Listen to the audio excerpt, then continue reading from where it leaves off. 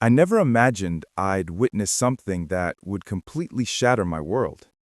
There I was, watching my parents, the very people everyone in Franklin admired for their poise and respectability, standing by the creek with a small wooden box. They let it float into the water as though it were some ceremonial gesture.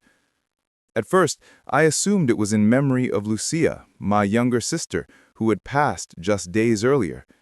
But when I followed the creek and saw the box snagged on the bank, I couldn't resist.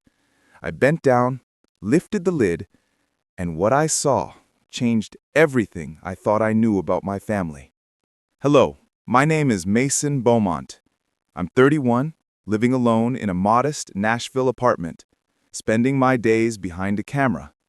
I capture fleeting moments most people overlook: a child's laugh on the sidewalk, the golden sun spilling over rooftops, the way leaves tremble in the wind. That's my freedom, breathing without the weight of expectations. But freedom hasn't come easy when your last name carries a legacy heavier than stone. Growing up in Franklin, Tennessee, our family home was a sprawling estate, a symbol of wealth, power, and impeccable reputation. People called it the Bowmont legacy, a title earned over generations. My father, Harrison Bowmont, was the epitome of authority. Tall, with silver hair and eyes sharp enough to dissect any lie. He ran the family like a kingdom. My mother, Beatrice, 55, was elegance in motion, graceful in every gesture. But I could see the quiet fear behind her perfect smile. A fear of displeasing my father or breaking the flawless image our family cultivated. And then there was Lucia, my 25-year-old sister, golden-haired and radiant. She was the family's pride, the light in our otherwise formal home. She loved painting, whispering her dreams to me late at night, moments I cherished more than anything else. She was the one piece of warmth in the cold rigidity of the Bowmont house. Despite appearances, our family life was far from perfect. Every conversation, every glance, carefully measured. Every meal felt like walking on a tightrope. One wrong move, one wrong word, and you'd face my father's icy judgment. I left that world behind at 19, fleeing to Nashville to become a freelance photographer, hoping to escape my father's shadow. Yet, even distance couldn't sever the ties. Holidays, obligatory gatherings, visits to Franklin, they all reminded me of the suffocating weight I'd tried to escape.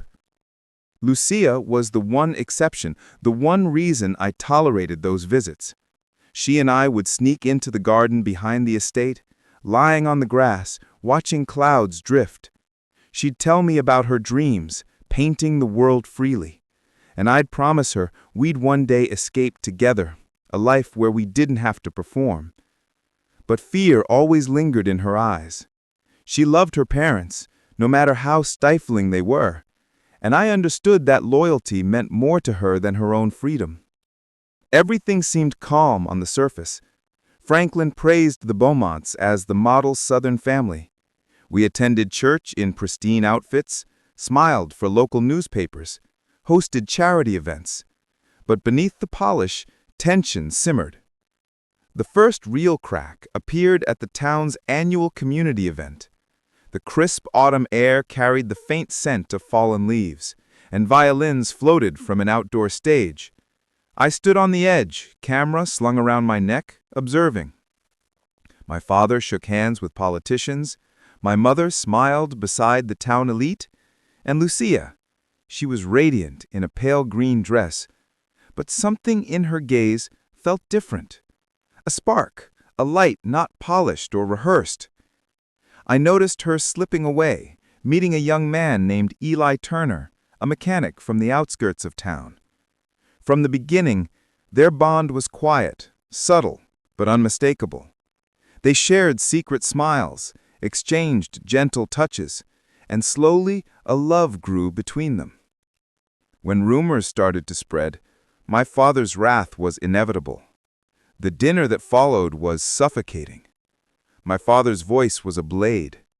"Lucia, where were you this afternoon? With him? A mechanic?" My mother tried to intervene, but even her words trembled under the weight of my father's fury. Lucia's golden hair fell over her face, tears tracing her cheeks. I wanted to shield her, to speak up, but any resistance would only make things worse. From that night, everything changed. Lucia withdrew, spending hours in the garden with her paints, expressing through color what she couldn't speak aloud.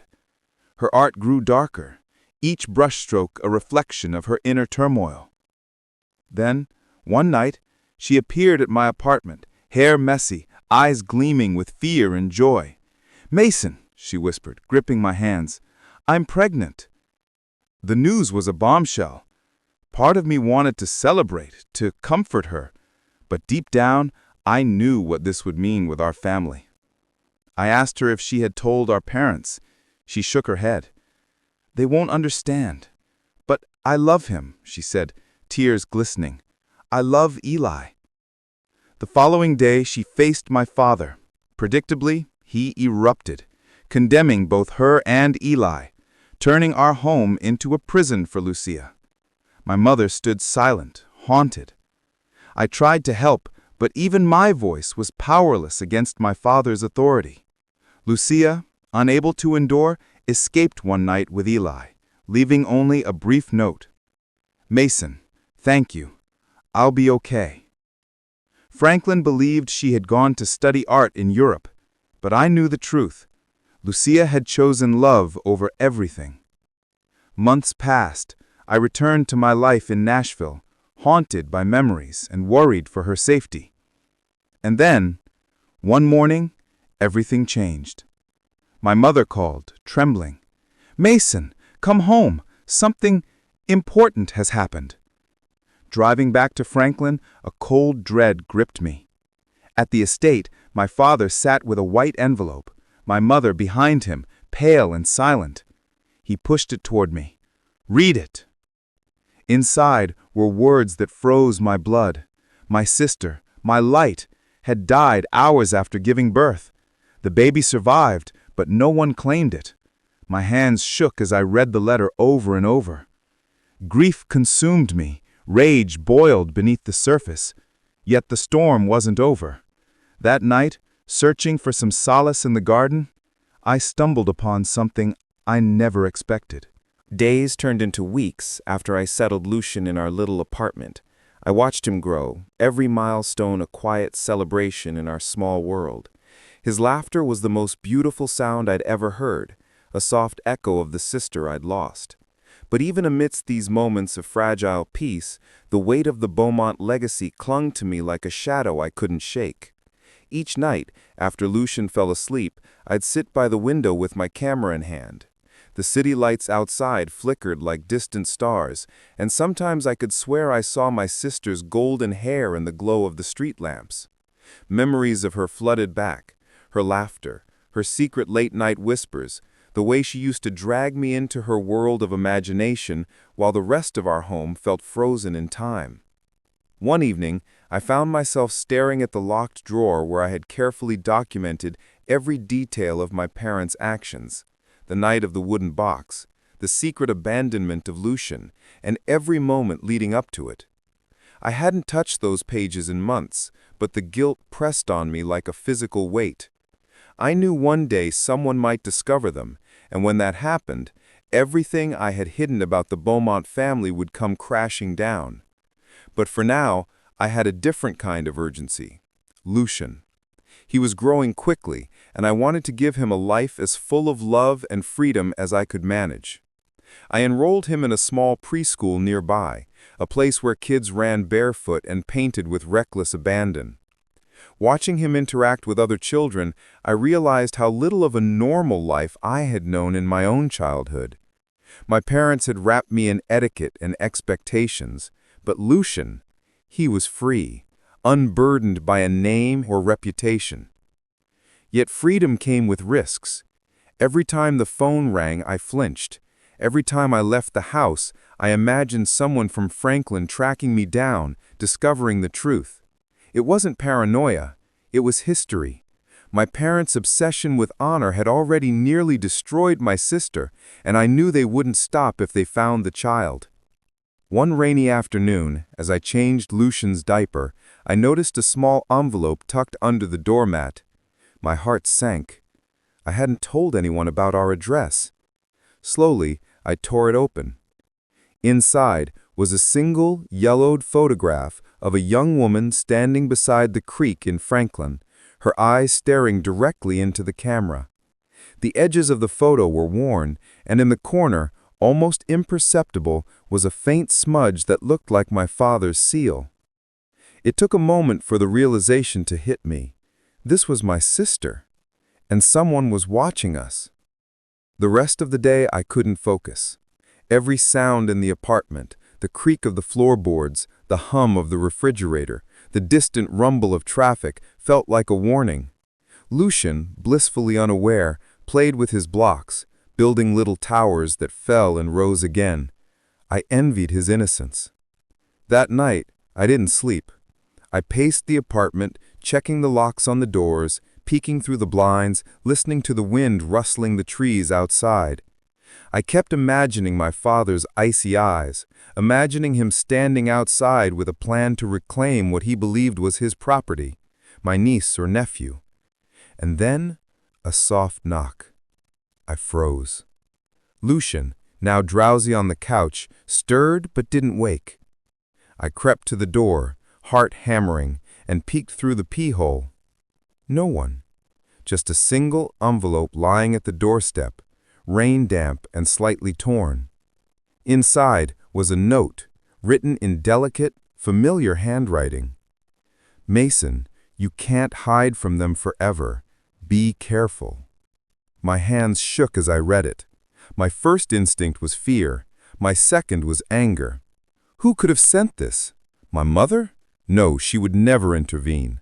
My father? Impossible. He wouldn't dare reveal himself directly. Someone else from Franklin? Perhaps an ally of the family? Watching, waiting, ready to ensure the Bowmont legacy stayed intact? I tucked the note into my jacket and pulled Lucian close. I whispered to him, even though he couldn't understand yet, "We'll be okay, I promise." But even as I said it, a part of me wondered if that promise was already broken. The days following that envelope were tense. I noticed subtle signs around the apartment. A door left slightly ajar, unfamiliar footprints in the garden, a shadow in the hallway when I knew I was alone. I began installing security cameras and reinforced the locks. Every trip outside became a calculated risk. I realized that hiding Lucian wasn't just about keeping him safe. It was about outsmarting a family whose obsession with control bordered on mania. One evening, a week later, I received a call from an unknown number. The voice on the other end was calm, almost too calm, and carried a strange familiarity. "Mason Bowmont? You think you can protect him forever?" My stomach dropped. "Who is this?" I demanded. There was a pause, then a single sentence. "You know who I am. Don't fail him like you failed her." The line went dead. I sank into a chair, Lucian now asleep on my lap, and stared at the ceiling. My sister's memory was a ghost that refused to rest, and now her shadow seemed to be reaching into my present. I realized I had underestimated how far the Bowmonts would go to control their narrative, to hide their sins, and to enforce their twisted sense of honor. I couldn't go back. I couldn't risk Franklin, and yet Franklin wasn't finished with me. The past had a way of clawing back, no matter how far I ran. But I was determined. Lucian's life would be different. No secrets, no cages, no fear. I would raise him with the love my sister had been denied, with the freedom she never fully tasted. Little did I know, the challenges were only beginning, because the envelope wasn't just a warning, it was the first ripple in a storm that would soon engulf both me and Lucian. And when the storm hit, there would be no turning back. Subscribe for more stories like this, because the next chapter will reveal truths that even the Bowmont family tried to bury. The days after the mysterious phone call were unbearable. Every sound, every shadow felt like a threat. I knew I couldn't stay passive anymore. I needed answers, and I needed to know who was behind the warnings before it was too late. I began retracing the fragments of my sister's life, the moments my parents had tried to erase. Old letters, forgotten photographs, hidden diaries. I pored over them in a small, dimly lit library. And then I found it, a letter addressed to her, unsigned but written in the same delicate handwriting as the warning note. If you hide Mason, you hide the truth. They will come. Only the brave survive. My heart raced. This wasn't just a threat. It was a map, a guide. Someone had been trying to protect me and Lucian from the very beginning. Someone who had witnessed the Bowmont family's cruelty firsthand. The realization hit me like a blow. My sister had left breadcrumbs, hoping I would find them, hoping I would understand the danger and fight back. Then it happened, the knock on the door that changed everything. I opened it to find a figure in the rain, hood pulled low, face hidden. My instinct screamed to run, but something told me to listen. The figure stepped forward, revealing a familiar face. My sister, alive. My chest tightened, a mixture of disbelief and relief flooding through me. "Mason," she whispered, "they can't know we're together, but we can end this. It's time." She led me to a hidden room in the outskirts of the city, a safe house she had built while in hiding. Maps, documents, and recordings were stacked neatly, evidence of every manipulation, every betrayal, every secret my parents had orchestrated to control our lives. "Everything," she said, "from the night you were born to the reason I disappeared, it's all here. And now it's time to reveal the truth."